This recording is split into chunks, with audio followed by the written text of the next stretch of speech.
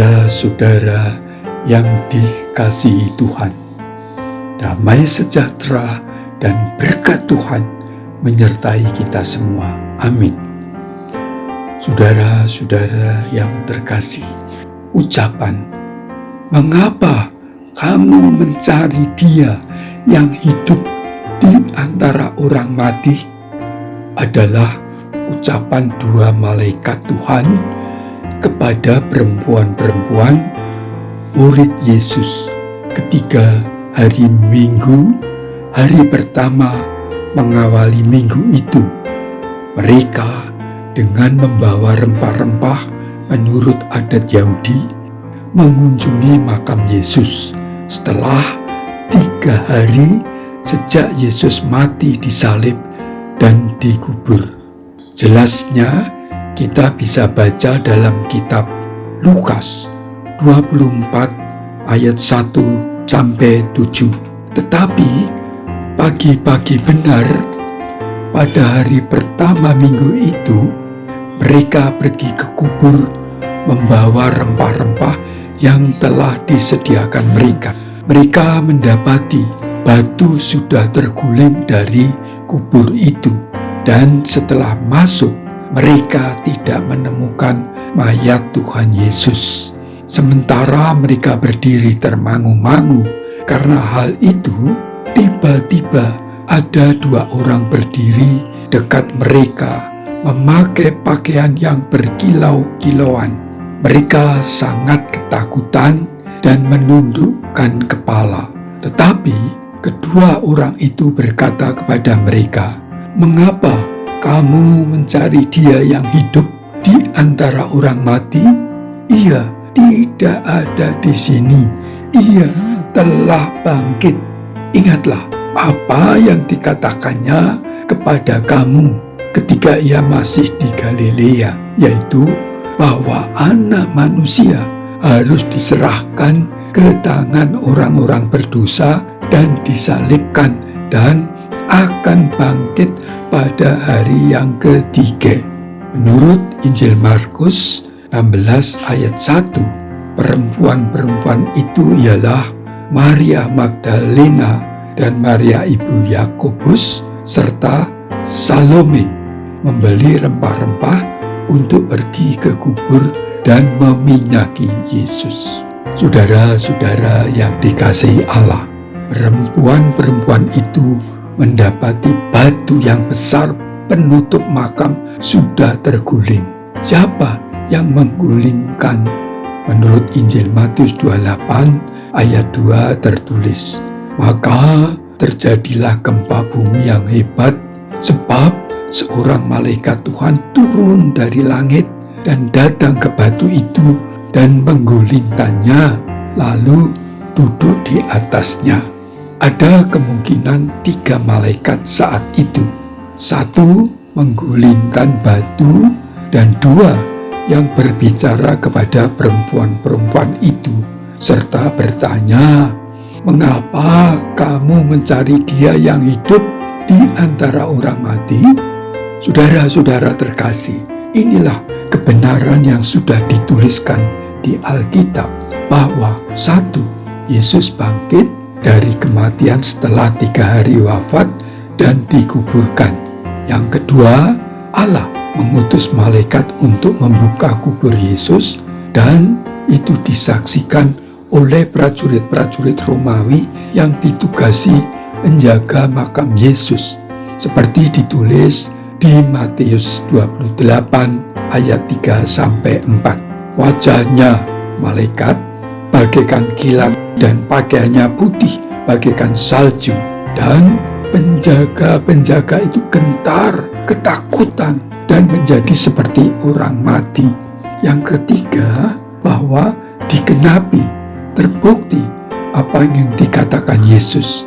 Yesus ditolak oleh kaum ulama Yahudi, dianggap sesat, penghujat Allah, dan disalib, wafat, namun bangkit hidup pada hari ketiga. Selama menjalani hari-hari setelah bangkit, selama 40 hari, Yesus mengunjungi, menengok umatnya, lalu naik ke surga dalam keadaan seutuhnya manusia, masih dengan bekas luka-luka, siksaan, dan bekas paku. Dan pada hari ke-50 setelah kebangkitannya, Yesus mengirim Roh Kudus bagi umatnya untuk menjadi penolong sebagai roh kebenaran. Saudara-saudara yang dikasihi Tuhan Allah, ucapan malaikat Tuhan, "Mengapa kamu mencari Dia yang hidup di antara orang mati?" menjadi pertanyaan buat banyak orang, kalau tidak boleh disebut semua manusia, bahwa hanya Yesuslah satu-satunya pemimpin rohani di dunia ini sejak nabi-nabi atau siapapun yang menjadi pemimpin sekte atau keyakinan rohani masa lampau. Hanya Yesus Kristus satu-satunya pemimpin rohani yang masih hidup dan kembali ke surga. Yesus hidup sebagai bukti bahwa Dia menghidupkan orang-orang yang percaya dan menerima Yesus untuk beroleh keselamatan, tidak mati tapi hidup kekal di surga. Yesus berjanji, kata Yesus, "Di rumah Bapakku, yaitu surga, banyak tempat tinggal. Jika tidak demikian, tentu Aku mengatakannya kepadamu, sebab Aku pergi ke situ, ke surga, untuk menyediakan tempat bagimu. Dan apabila Aku telah pergi ke situ, ke surga, dan telah menyediakan tempat bagimu, Aku akan datang kembali di akhir zaman dan membawa kamu ke tempatku, supaya di tempat di mana Aku berada, kamu pun berada." Ditulis di Yohanes 14 ayat 2-3. Jadi, saudara-saudara terkasih, Yesus satu-satunya utusan Allah yang masih hidup hingga detik ini dan abadi, kekal, serta membagikan kekekalan hidup itu bagi manusia yang percaya dan menerima Yesus sebagai juru selamatnya.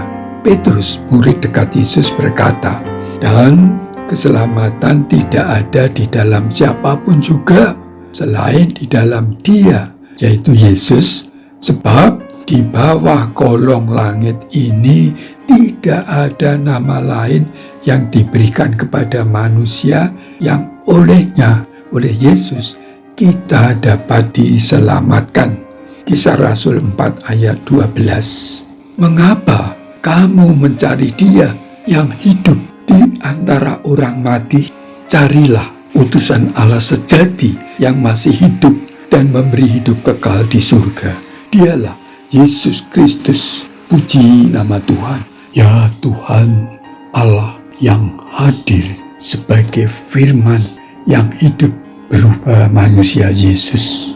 Supaya nyata Tuhan langsung bertemu berhadapan dengan manusia untuk diselamatkan melalui penebusan di kayu salib, ditebus dari cengkraman maut dan dosa, dibebaskan dan diselamatkan untuk hidup kekal. Tuhan, marilah berkati saudara-saudara kami yang merindukan keselamatan sejati, hidup sejati, kekal, bukan hidup di antara yang mati.